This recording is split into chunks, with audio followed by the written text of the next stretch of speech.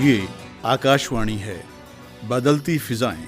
प्रस्तुत है आकाशवाणी और विज्ञान प्रसार के संयुक्त प्रयास से तैयार जलवायु परिवर्तन और भूमंडलीय तापक्रम की समझ और प्रबंधन पर आधारित विज्ञान धारावाहिक बदलती फिजाएं की 43वीं कड़ी, बढ़ती गर्मी और बेचैन जंगल।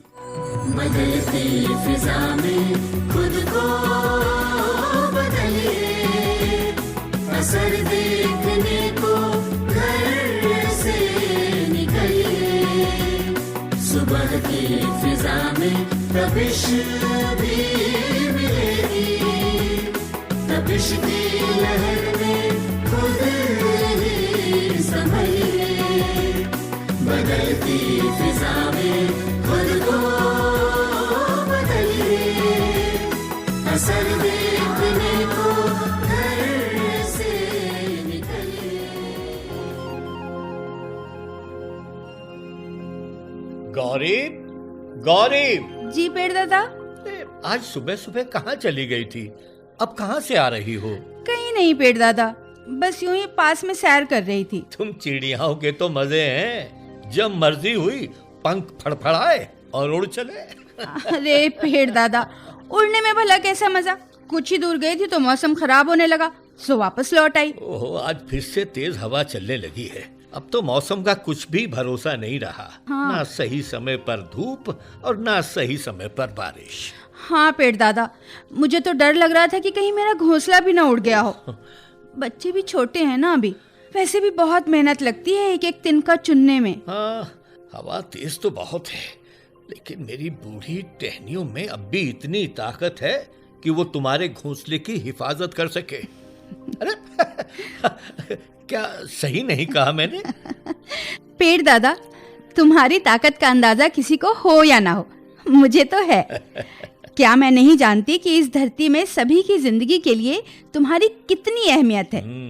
भाई, मैं तो अपनी बात जानती हूँ, दूसरों से मुझे कोई मतलब नहीं। गौरी, मुझे पता है मुझे, लेकिन इंसानों को ये बात पता नहीं कब समझ में आएगी। शायद जब सब कुछ खोने के बाद ही उन्हें कुछ होश आए। पेड़ दादा, इंसानों की बात तो आप मत ही कीजिए, पता नहीं उनकी अक्ल कहाँ चली गई है। जिस डाली पर बैठे हैं उसे ही काटने में जुटे हैं और कहेंगे कि हम धरती में सबसे ज्यादा बुद्धिमान हैं। अक्ल तो है नहीं। अरे तुम क्यों गुस्सा कर रही हो गौरी? जब पानी सर से ऊपर निकलने लगेगा तो शायद अकल भी ठिकाने आ जाए। देखो पेड़ दादा, वो फिर आ गए। मैंने कहा था ना, देख ली इनकी बुद्धि। वैसे ही पूरे जंगल तबाह हो रहे हैं, अब बचे खुचे पेड़ों को भी नहीं बख्श रहे ये। वो तो भला हो मेरी बड़ी उम्र का, ये तुड़ी बुड़ी बेढोल टहनियां इनके किसी काम की नहीं, वरना तो ये मुझे भी कब काट देते।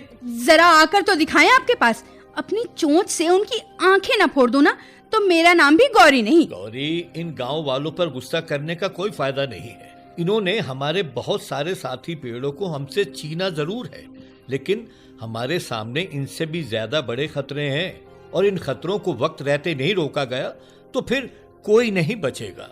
अच्छा, इंसानों से भी बड़े खतरे? हाँ गौरी, इंसानों से भी बड़े खतरे।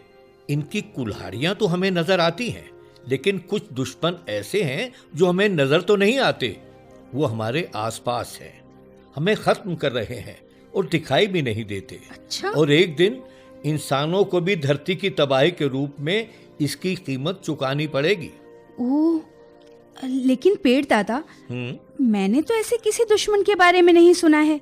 हाँ, लेकिन मैंने तो ऐसे दुश्मन को देखा भी है और उससे लड़ा भी हूँ। अच्छा? तुम तो जानती हो कि मुझे यहाँ खड़े खड़े 50 साल से ज्यादा का वक्त हो गया है। जी।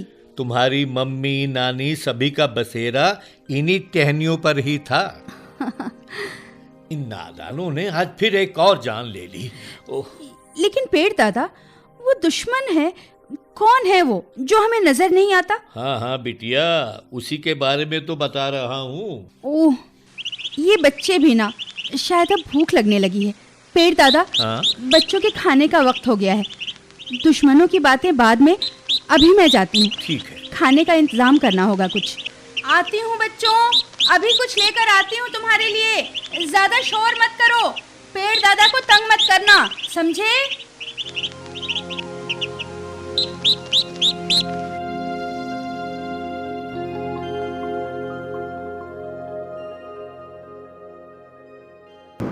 पापा जी बस बस बस बस बस यहीं पर कार पार्क कर देते हैं हम। हाँ ये ठीक है, ये जगह ठीक रहेगी रमा। हाँ खोलो ना दरवाजा। हाँ खोल तो दिया भाई। उफ, ये सामने देखो रमा। हाँ मैं इस जंगल को पिछले 25-30 वर्षों से देखता आ रहा हूँ। बहुत बड़ा जंगल है ये। हाँ इस गांव की सरहद से शुरू होकर वो सामने की पहाड़ियों तक फैला हुआ है। वहां तक? हाँ अरे वाह, कितना सुंदर है ना पापा जी। मुझे ना हर्बेरियम में लगाने के लिए कई किस्म के पत्ते मिल जाएंगे। साथ में कुछ खूबसूरत फोटोग्राफ्स भी। वाओ पापा, मुझे ना क्लास में सबसे बेहतर प्रोजेक्ट बनाना है। कितना घना है ये जंगल। घना तो है, पर पहले की तुलना में तो कुछ भी घना नहीं है। अच्छा, बहुत कुछ बदल गया है ये हाल के वर्षों में। हाँ, हमारी कॉलेज की प्रोफेसर बता रही थी कि ग्लोबल वार्मिंग का असर हमारे जंगलों पर भी पड़ रहा है। बिल्कुल सही कहा। गर्म होती धरती का असर तो हर तरफ पड़ा है, चाहे वो जंगल हो या फिर दूसरे जीव जंतु। धरती का तापमान बढ़ने से न सिर्फ ग्लेशियर पिघले हैं, बल्कि पूरी जलवायु में ही बदलाव आ रहा है। अरे पापा जी, दूर से तो ये जंगल बहुत घना नजर आ रहा था, लेकिन अब यहाँ अंदर पहुंचकर तो कुछ अलग ही नजारा दिख रहा है। अरे यही तो चिंता है रमा। कुछ सालों पहले तक यहाँ इक्का दुक्का ही चीड़ के पेड़ नजर आते थे। पूरा जंगल बांज, बुरांश और काफल के पेड़ों से भरा पड़ा था। इस रास्ते पर तो हमेशा इतनी नमी रहती थी कि चलना मुश्किल हो जाता था। अच्छा, साल भर पहले ही ऐसा लगता था मानो कुछ देर पहले ही बारिश हुई हो। और ये चीड़ के पेड़ तो ये नीचे की घाटियों के आसपास ही दिखाई देते थे। लेकिन पापा जी, अब तो यहाँ चीड़ के पेड़ ज्यादा नजर आ रहे हैं। यही तो दिक्कत है। बदलती जलवायु की वजह से जंगलों का रूप भी बदलने लगा है। और ऐसा सिर्फ हमारे जंगलों में ही नहीं, बल्कि पूरी दुनिया में हो रहा है। अगर जंगल ही खत्म हो गए तो फिर इसका असर तो सभी पर पड़ेगा। हाँ बिल्कुल सही कहा रमा तुमने। जंगलों की दुनिया में कितना कुछ है। सैकड़ों किस्म के पेड़ पौधे, कई सारे जंगली जानवर, कीट पतंगे, ये खूबसूरत पक्षी। हाँ पापा जी, ये जंगल न सिर्फ वन्य जीवों को आसरा देते हैं, बल्कि हमें भी बहुत कुछ देते हैं। कितना अच्छा लगता है ना यहाँ आकर। बिल्कुल। पापा जी, ये कैसी आवाज है पापा जी? ये रमा, ये लगता है आसपास कोई तेंदुआ है। क्या? चलो जल्दी से यहाँ से निकलते हैं। यहाँ बाईं तरफ भागो, तेजी से। पापा जी, वो तो हमारे करीब आ रहे हैं पापा जी। रुको मत रमा, भागो। पापा जी, मुझसे अब और नहीं भागा जाता। मैं तो इस पेड़ के पीछे छिप रही हूँ। मैं और नहीं भाग सकती। रुक जाओ, सांस धीरे धीरे लो, आराम से। वो पास आ रहा है पापा जी। आवाज नहीं। रुको बघेरा, रुक जाओ वहीं पर। पेड़ दादा, क्यों रोका आपने मुझे? मुझे भूख लगी है। अरे ये कौन बोल रहा है? किसकी आवाज है पापा जी? डरो मत बेटी, ये मैं हूँ। देखो यहाँ पर, देखो। पेड़? अरे रमा, ये आवाज तो उसी पेड़ की है जिसके नीचे तुम बैठी हो। मतलब हम बैठे। बोलता हुआ पेड़। हाँ पापा जी, तो बोलता हुआ पेड़ है। पेड़ भी बोलता है पापा जी? हाँ, यहाँ तुम हम सबकी भाषा समझ सकोगे। क्या? पेड़ पौधों की भी और पशु पक्षियों की भी। भाषा हम समझ इंसान होकर। लेकिन क्या आप हमें जानते हैं? हमें बचाकर आपने बहुत बड़ा उपकार किया है। हाँ, मैं आपको जानता हूँ, लेकिन आपने मुझे नहीं पहचाना। मैं हूँ पेड़ दादा, और शायद आप अविनाश हैं। हाँ, मैं अविनाश हूँ। अविनाश जी, मैं आपको तब से जानता हूँ जब आप बचपन में इन जंगलों में आया करते थे। क्या? अरे रमा, ये तो वही पेड़ है जहां मैं बचपन में अक्सर आता था। शुक्रिया पेड़ दादा, शुक्रिया। आज आपने हमारी जान बचा दी। हाँ। वरना ये तेंदुआ तो हमें खा ही जाता। अविनाश जी, बघेरे की कोई गलती नहीं है। वो करे भी क्या, जंगल की हालत तो आप लोग देख ही रहे हैं। बघेरा, तुम आराम से बैठ जाओ। आप ही बताओ पेड़ दादा, क्या करें हम? पापा जी। डरो मत रमा, डरो मत। ये सब हमारे दोस्त हैं। अरे वो देखो, गौरी भी आ गई। गौरी? वाह, कितना प्यारा नाम है इस चिड़िया का, गौरी। पेड़ दादा, क्या ये गौरैया भी इंसानों से बात कर सकती है? हाँ हाँ, क्यों नहीं। अरे वाह। हम तो हमेशा ही इंसानों से बातें करते हैं, लेकिन वो सिर्फ नासमझी का दिखावा ही करते हैं। हाँ? ठीक कह रही है गौरी। आखिर हम लोगों ने कुदरत को समझा ही कब?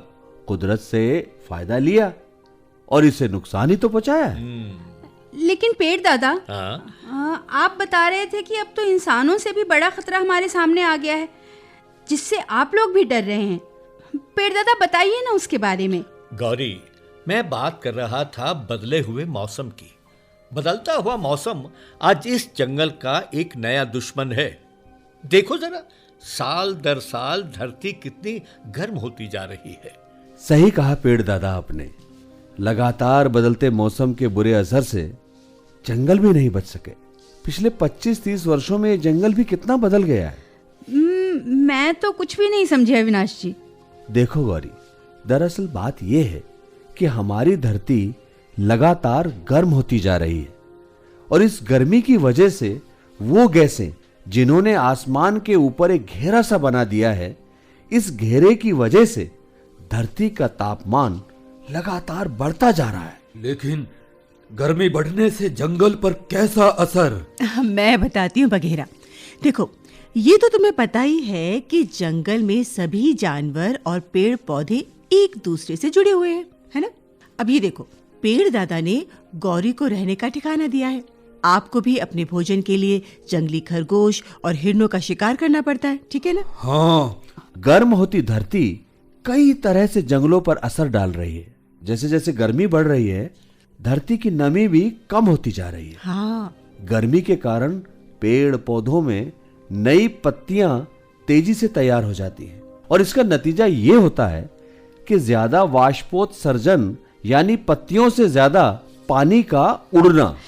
अविनाश जी, मेरी तो कुछ भी समझ में नहीं आया।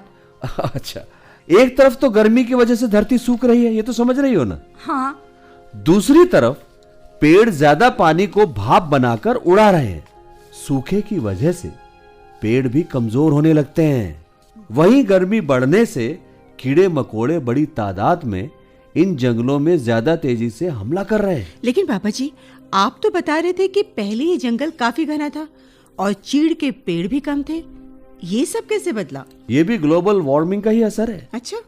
जरा सामने की पहाड़ियों की ओर तो देखो। वो? हाँ, वो चोटियां पहले बर्फ से ढकी रहती थी, अब वहां चट्टानें नजर आ रही हैं। हाँ, सो तो है। तापमान बढ़ने से निचली घाटियों में उगने वाले पेड़ पौधे भी ज्यादा ऊंचाई वाले इलाकों में उगने लगे हैं। मतलब ये कि ट्री लाइन और ऊंचाई की ओर खिसक रही है। लेकिन गर्मी बढ़ने से पेड़ पौधों की बहुत सारी प्रजातियां खुद को इस तापमान के हिसाब से नहीं ढाल पा रही हैं और नष्ट हो रही हैं, ठीक है ना? अब मैं समझा कि ये जंगल इतना कम घना क्यों होता जा रहा है। लेकिन मैं जिनका शिकार करता था वो सब कहाँ चले गए? देखो बघेरा, तुम जिन हिरणों और खरगोशों का शिकार करते थे वो तो इस इलाके से निकलकर दूसरे घास भरे इलाके की ओर चले गए। लेकिन हर जंगली जीव के लिए इस तरह से माइग्रेट करना, यानी दूसरी जगह जाना तो आसान नहीं है, जैसे कि तुम्हारे लिए। सही कहा अविनाश जी। जैसे ही हम जंगल की सरहद के बाहर निकलते हैं, वैसे ही इंसान हमें ही हमलावर समझकर जान लेने की कोशिश करने लगते हैं, जबकि हकीकत ये है कि वो हमारे जंगलों में घुसे हैं, ना कि हम उनकी बस्तियों में। अरे बघेरा, तुम्हारा गुस्सा वाजिब है, लेकिन देखो अब अपनी नासमझी का नतीजा इंसान को भी भुगतना ही पड़ रहा है। वो तो सब ठीक है, लेकिन इस बढ़ती गर्मी से मेरा क्या लेना देना? तुम्हारा भी लेना देना है गौरी। कैसे? तुम ये बताओ कि क्या तुम्हें आजकल अपने खाने के लिए कीड़े मकोड़ों की कोई कमी लगती है? नहीं, बिल्कुल नहीं। मैं भी खुश हूँ और बच्चे भी। तुम्हारे लिए भले ही ये खुशी की बात हो, लेकिन इसमें भी एक फिक्र छिपी है। वो कैसे? वो ऐसे, गर्म होती धरती की वजह से सर्दियों के बाद बसंत जल्दी आने लगा है। पहले सर्दियां ज्यादा लंबी चलती थी और कीड़ों का प्रकोप भी कम रहता था। ठंड के दौरान कीड़ों की तादाद भी धीरे धीरे बढ़ती है और उनकी लार्वा स्टेज भी कुछ ज्यादा लंबी चलती है। अच्छा। हाँ, लेकिन बदलता हुआ गर्म मौसम तो कीड़ों के लिए एक वरदान है। हाँ, मुझे मालूम है कि सर्दियों के दिनों में कीड़ों को खोजना काफी मुश्किल रहता है। हाँ, जबकि बरसात और गर्मियों में तो बिल्कुल भी मशक्कत नहीं करनी पड़ती। लेकिन यही कीड़े तो हम पेड़ों के लिए दुश्मन हैं गौरी। तभी तो मैं इन्हें खा जाती हूँ पेड़ दादा। बदलती जलवायु ने न सिर्फ कीड़ों के जीवन को बदला है, बल्कि उसके असर से कोई भी जीव जंतु नहीं बच सका है। इतना ही नहीं, ग्लोबल वार्मिंग ने दुनिया भर में बारिश, तूफान और बर्फबारी का मिजाज ही बदल दिया है। और इसका असर जंगलों पर भी दिखाई देता है। वो कैसे अविनाश जी? ये तो हम देख ही रहे कि ग्लोबल वार्मिंग से कहीं बहुत ज्यादा बारिश या फिर कहीं भीषण सूखे के हालात बन रहे हैं। तूफानों के आने का वक्त और उनकी ताकत भी बदली है। जब यही तूफान या बारिश जंगलों वाले इलाके में आते हैं तो काफी सारे पेड़ पौधों को तबाह कर जाते हैं। जंगलों में पेड़ों की तबाही का मतलब जंगल से जुड़े हर जीव जंतु, पशु पक्षी पर मुसीबत। जंगलों की एक बड़ी दुश्मन तो जंगलों की आग भी है ना पेड़ दादा? बिल्कुल सही कहा गौरी। ये देखो, पिछली बार जब यहाँ आग लगी थी तो मेरी ये टहनियां झुलस गई थी। वो तो भला हो बारिश का जो सही वक्त पर आ गई और बस किसी तरह से मेरी जान बच गई। हाँ पेड़ दादा, धरती का तापमान बढ़ने से जमीन की नमी भी कम होती जा रही है। सूखा बढ़ने से जंगलों में आग लगने की घटनाएं बढ़ रही हैं, क्योंकि ये सूखी पत्तियां ईंधन की तरह जलने लगती हैं। इस सब का नतीजा होता है पेड़ों का लगातार कम होना, और ये एक बुरे चक्र की तरह चलता जा रहा है। सही बात है। जंगल में पानी के स्रोत लगातार कम हो रहे हैं। मुझे तो पानी की तलाश में कई बार दूर दूर तक जाना पड़ता है। जंगल से बाहर जाऊं तो अपनी ही जान का खतरा। जब यहाँ का जंगल काफी घना था तो यहाँ पानी की भी कमी नहीं थी। बिल्कुल ठीक कहा। हमारा और पानी का तो जन्म जन्म का साथ है। जन्म जन्म का साथ है? वो कैसे पेड़ दादा? देखो, जब जंगलों में नम हवा या कोहरा आता है तो वो हमारी पत्तियों से टकराता है। हवा की नमी लगातार पत्तियों की सतह पर पानी के अणुओं को जमा करते जाती है और वो पानी बूंद बूंद कर नीचे धरती पर टपकने लगता है। ऐसा लगातार होता रहने से धरती में नमी बनी रहती है, और जो न सिर्फ पेड़ पौधों बल्कि कई जंतुओं के लिए भी जरूरी है। जंगल में सभी कुछ एक दूसरे से कितना जुड़ा हुआ है। मुझे तो इसका अंदाजा ही नहीं था। अब मैं समझा कि मुझे भी शिकार करने में इतनी दिक्कत क्यों हो रही है। गर्मी बढ़ी तो सूखी धरती से घास और पौधे खत्म होने लगे। घास, कोमल पत्तियों वाले पौधे, और पानी नहीं रहा तो फिर खरगोश यहाँ क्या करते? वो भी दूसरे इलाकों की ओर चले गए। लेकिन हर कोई तो इस जंगल से बाहर नहीं जा सकता ना। ये सिर्फ तुम्हारी दिक्कत नहीं है वगैरह, बहुत सारे पेड़ पौधों के साथ भी यही परेशानी है। अब तुम इस चीड़ के पेड़ को ही ले लो। जब से इन पहाड़ों में सर्दियां छोटी और गर्मियों का मौसम लंबा होने लगा तो ये चीड़ के पेड़ भी ज्यादा ऊंचाई वाले इलाकों में अपनी जड़ें जमाने लगे। लेकिन हर पेड़ या पौधा तो नई जगह अपना ठिकाना नहीं बना पाता ना, और वो खत्म हो जाता है। जैसे मैं, यानी देवदार का पेड़। हाँ, हमारी प्रजाति के पेड़ 2000 मीटर से 2400 मीटर की ऊंचाई पे पाए जाते हैं, लेकिन ज्यादातर जगहों से हमारा कुनबा ही खत्म हो रहा है। देवदार के नए जंगल तो शायद ही कहीं देखने को मिले। हाँ पेड़ दादा, आप बिल्कुल ठीक कह रहे हैं। मैं तो अक्सर घूमते घामते दूर तक उड़ाती हूँ, लेकिन मुझे तो बस आपके परिवार के कुछ ही लोग नजर आते हैं। पेड़ पौधों की सारी प्रजातियां दूसरी जगह पहुंच खुद को पनपा नहीं पाती। आपके बीज पंखों के सहारे हवा में दूर दूर तक पहुंच तो जाते हैं, लेकिन मुफीद मिट्टी और जलवायु नहीं मिलने से उनके नए पौधे तैयार नहीं हो पाते। बदली हुई आबो हवा में ऐसे पेड़ ही जंगलों में हावी हो रहे हैं जिनमें बदले हुए हालात से निपटने की क्षमता है। सही बात है। मैं यहाँ देखता हूँ कि सूखे में उगने वाले पेड़ पौधों ने खुद को इस माहौल में ज्यादा अच्छी तरह से ढाल लिया है। वो कम पानी होने पर भी पनप जाते हैं और आग लगने पर भी खत्म नहीं होते और खुद को संभाल लेते हैं। अब बढ़ती गर्मी के असर से जंगलों को तो बचाना ही चाहिए। अब क्या आप लोग कुछ नहीं सोच रहे इस बारे में? क्यों नहीं गौरी, अब ऐसे उपायों पर ध्यान दिया जा रहा है जिससे वातावरण को गर्म करने वाली यानी ग्रीन हाउस गैसों का उत्सर्जन कम हो। अच्छा। हाँ, विकास कार्यों और पर्यावरण के बीच एक संतुलन बनाना तो जरूरी है। पापा जी, अभी हमारे देश में जंगलों की स्थिति क्या है? मतलब मेरा मतलब है कि क्या भारत में भी जंगल तेजी से घट रहे हैं?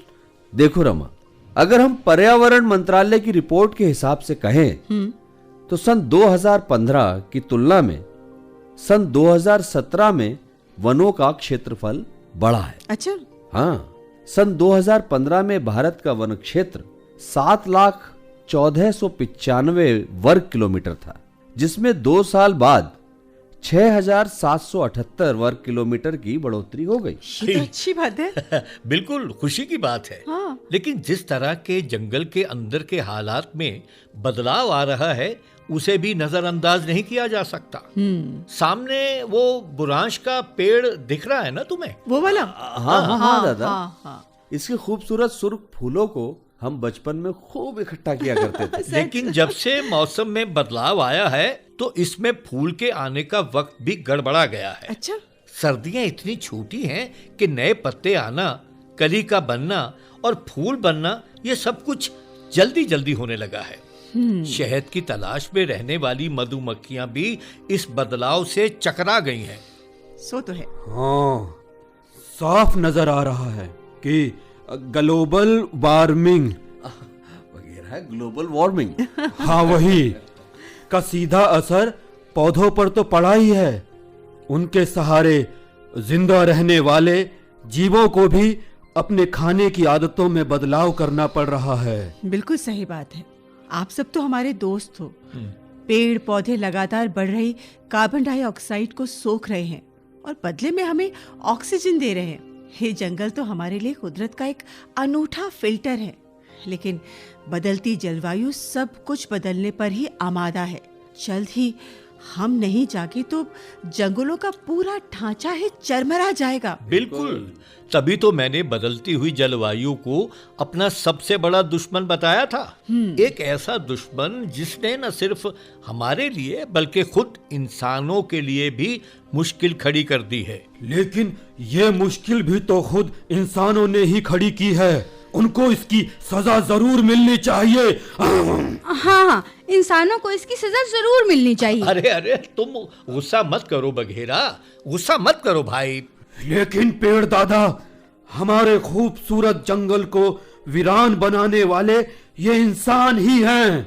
इन्होंने अपने आराम और सुकून के लिए हम सबकी जिंदगी खतरे में डाल दी है। पापा जी, इनको सजा मिलनी चाहिए। रुको बघेरा, रुको।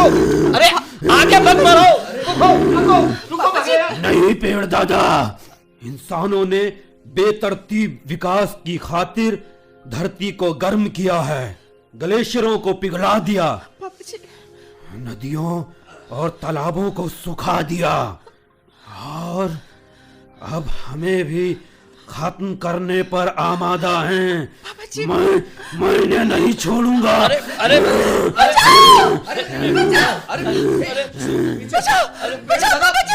इन्हें समझाओ, बचाओ पेड़ दादा समझाओ इन्हें। बचाओ पापा जी, बचाओ पापा जी, मुझे बचाओ पापा जी, ये तेंदुआ मुझे मार डालेगा। पापा जी बचाओ। रमा, रमा, हे रमा, क्या हुआ बेटे? पापा जी कहाँ है तेंदुआ? मैं कहा हूँ, ये क्या, कहाँ गया वो तेंदुआ? तेंदुआ? शुक्र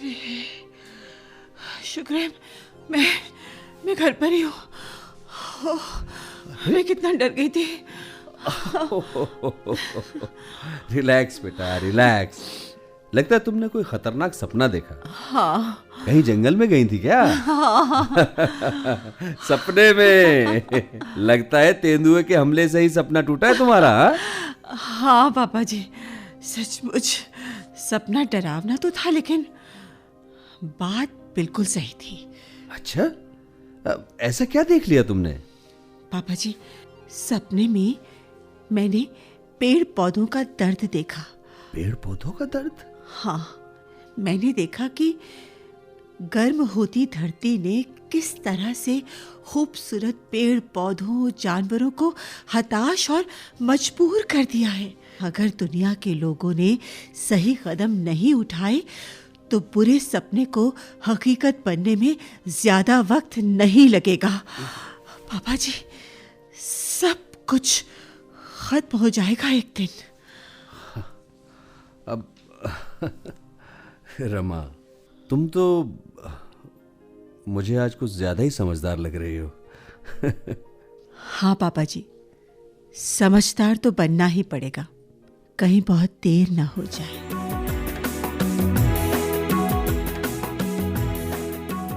बदलती फिजाएं।